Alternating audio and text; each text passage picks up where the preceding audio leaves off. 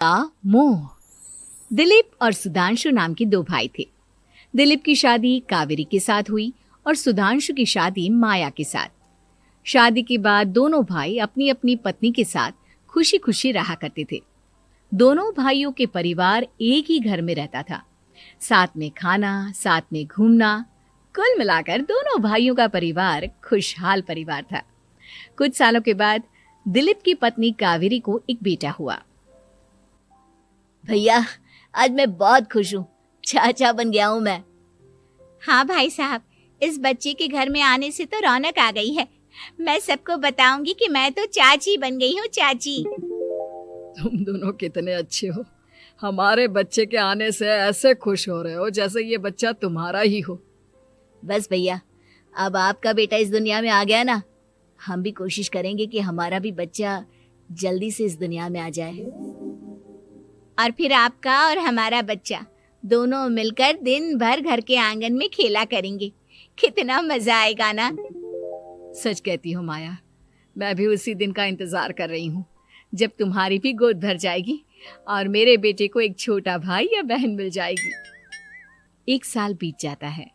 दिलीप और कावेरी का बेटा अब 1 साल का हो चुका था, लेकिन सुधांशु और माया की कोई औलाद नहीं होती। माया, लगता है कि हमारी जिंदगी में बच्चे का सुख ही नहीं है। ऐसा क्यों कहते हैं? दिलीप भाई साहब का बेटा भी तो हमारा ही बेटा है ना। तुम्हारी बात बिल्कुल ठीक है माया, लेकिन फिर भी हमारा खुद का एक बच्चा होता तो कितना अच्छा होता। हाँ, कावेरी भाभी भी हमेशा कहती हैं उन्हें अपने बेटे के लिए एक छोटा भाई या बहन चाहिए। लेकिन देखिए ना, हमारी तो किस्मत ही कितनी खराब है। हमारे तो सारे ट्रीटमेंट भी फेल हो चुके हैं। डॉक्टर ने भी साफ साफ कह दिया है कि तुम कभी माँ नहीं बन सकती। वही तो सुधांशु, बहुत बुरी किस्मत है हमारी। लेकिन माया, हम अपनी किस्मत को इतना क्यों कोस रहे हैं? हम दिलीप भाई साहब के बेटे को अपने बेटे की तरह ही प्यार कर सकते हैं ना। हाँ जी, बिल्कुल सच कहा। मैं भी वैसा कर सकती हूँ। चाची हूँ, उसे छोटी माँ का प्यार नहीं दूंगी क्या? कुछ दिनों के बाद दिलीप का एक दोस्त दिलीप से मिलने के लिए आता है। अरे क्या बात है दिलीप, बधाई हो बधाई। और घर तो काफी बड़ा है तुम्हारा। वैसे तुमने अपने बेटे के बारे में क्या सोचा है? भैया, और क्या सोचेंगे, बस उसे पढ़ा लिखा कर अफसर बनाएंगे, उसकी पढ़ाई पर खर्च करेंगे। अरे भाभी, आपकी तो इतनी सारी प्रॉपर्टी है, आपको किस बात की चिंता? ले देकर एक बेटा ही तो है। अरे नहीं दोस्त, तुम गलत समझ रहे हो। इस घर में मैं और मेरा छोटा भाई दोनों रहते हैं। इस घर का आधा हिस्सा मेरे छोटे भाई का है। अच्छा, कितने बच्चे हैं तुम्हारे छोटे भाई के? भैया, उनके साथ ना कुछ प्रॉब्लम है। मेरी देवरानी कभी माँ नहीं बन सकती। अरे फिर किस बात की चिंता?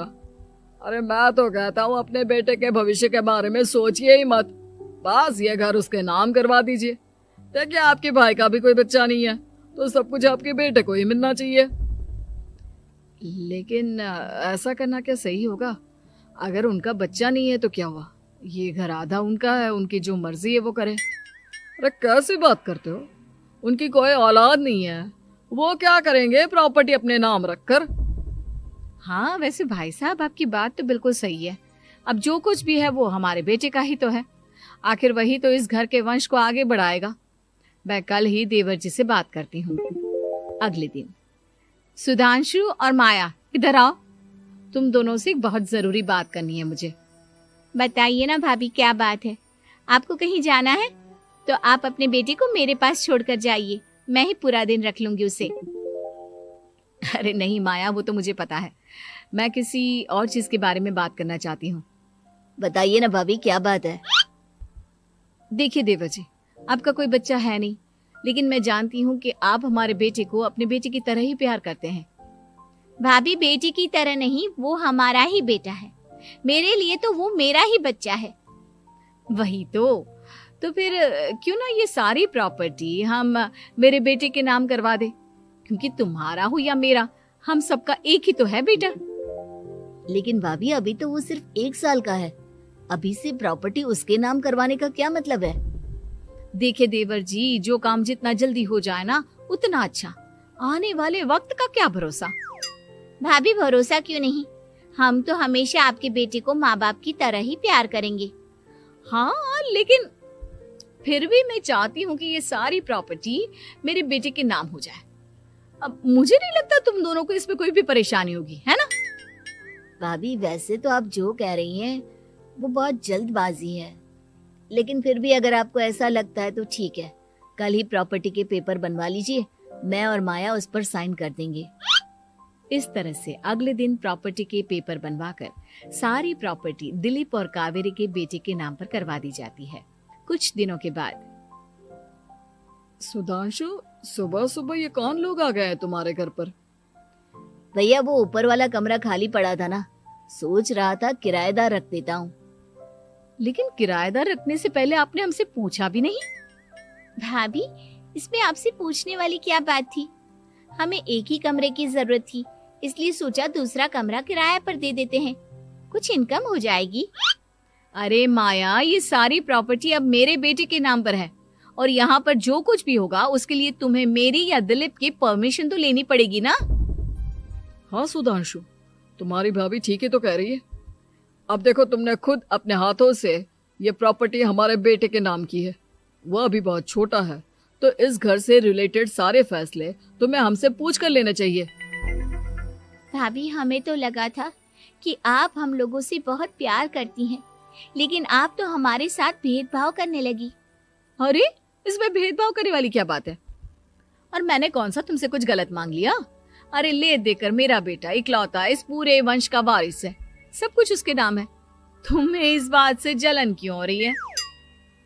भाभी माया को जलन नहीं हो रही, वो तो बस ऐसे ही कह रही थी। सब जानती हूँ मैं, इसकी खुद की तो कोई औलाद पैदा नहीं हुई, बस इसीलिए जब देखो तब मेरे बेटे पर बुरी नजर डालती रहती है। देखो माया, कावेरी तुमसे बड़ी है, वो जैसा कहती है वैसा करो। और वैसे भी इस घर पर अब तुम लोगों का कोई अधिकार नहीं है, वो तो हम लोगों की भलाई समझो जो तुम्हें अभी तक यहाँ रहने दिया है। भैया आप इतने कैसे बदल गए? इस प्रॉपर्टी ने आपके दिल से हमारे लिए प्यार पूरी तरह खत्म कर दिया है क्या? इसी तरह वक्त बीतता जाता है और देखते देखते दिलीप और कावेरी का बेटा प्रणव 25 साल का हो जाता है और उसकी नौकरी लग जाती है।